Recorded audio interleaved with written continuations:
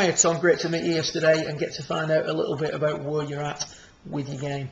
Just to recap on the session that we had, obviously from my point of view, initially it's a bit of a fact finder to find out what you can and can't do in regards to your golf game.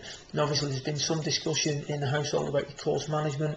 It's very difficult to manage your game if you've got a shot dispersion like we were seeing at the start of your session yesterday.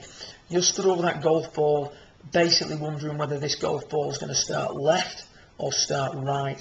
So the shot cone that we see on the left hand side of your screen is what we're experiencing at the moment or at the start of your session. Your ball have no predictability in regards to the starting direction of its journey.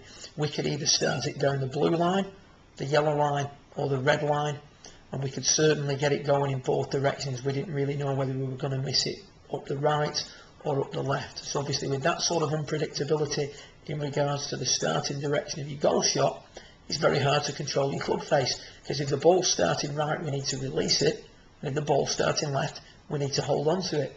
And unfortunately we don't know where the ball's going to be starting until we've executed the shot. So what we need to do during this first session is gain some control of the starting direction of your golf shot.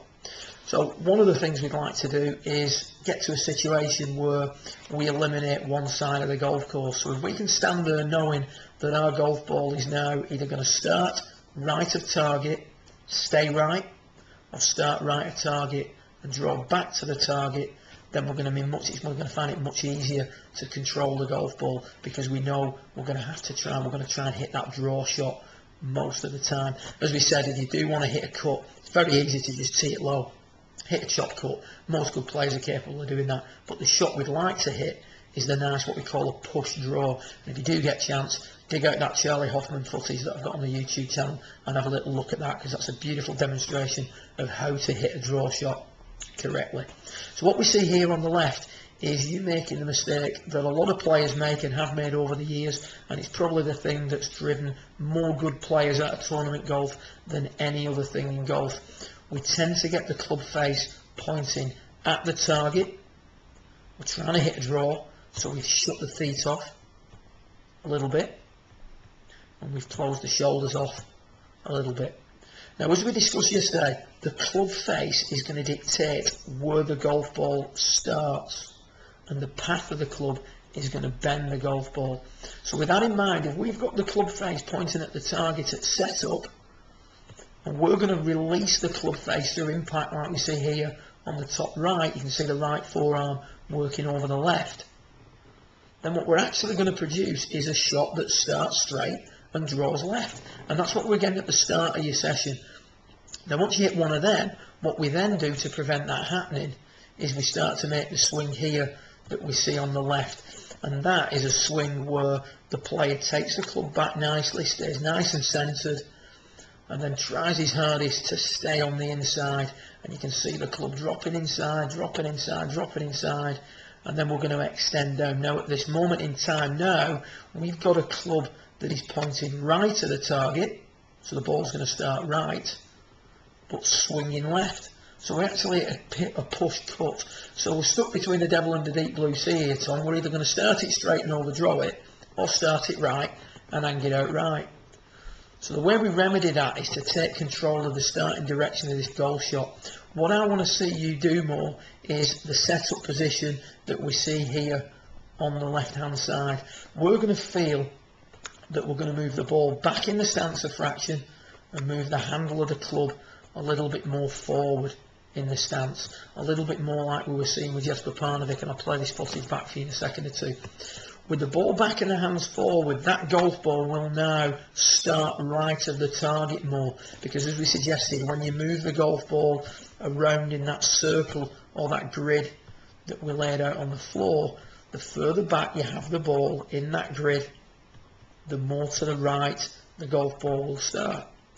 And conversely, the more forward you have the ball in the stance, the more forward in that grid you have the ball, the more the blade points to the left and the more left the ball will start. So you're going to start to use that grid to control and give you a visual image to help you control the starting direction of your golf ball. The hands forward encourages the club to come from the inside more, which can then encourage the draw shot. We want to be trying to hit a draw the same way we see Parnevik here hitting a draw, with no flip whatsoever. You can see that the angle created between his right forearm and the shaft of the club at that point is maintained through the hitting area. We don't see any flipping of the golf club as he comes through. Very quiet with the hands as he comes through. And this is from a guy who hits draw shots. That's his stock shot. And the reason he does that is because we take into setup, we can see a perfect example of a player who's got his ball back and his hands forward. So he's got a club face that is pointing to the right of target at setup, which means that's where his ball's going to start. He's got the handle of the club out in front of the golf ball at setup, which is going to encourage an in-to-out path. And then from there, all he's got to do is keep the hands nice and quiet, keep the handle of the club leading through impact. You can see there absolutely no flipping of the wrist at all coming through impact. So we can continue to make this setup we see here on the left with the ball back and the hands forward. All we've got to do then is continue to keep the handle leading the club, and we can see there that at the end of the session you were just letting the club pass your hands, and whenever you do that you're going to overdraw it a little bit. So between now and when we get together next, what we're going to try and do is eliminate the shot that starts left. The way you do that is to take control of the setup, move the ball back a little bit, move the hands forward a little bit.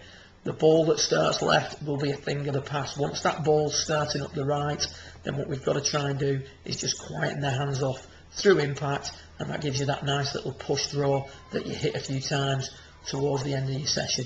Good luck with it. Speak to you again in a couple of weeks' time. It'd be great to see you again and further our work out on the range. Good luck. Well done.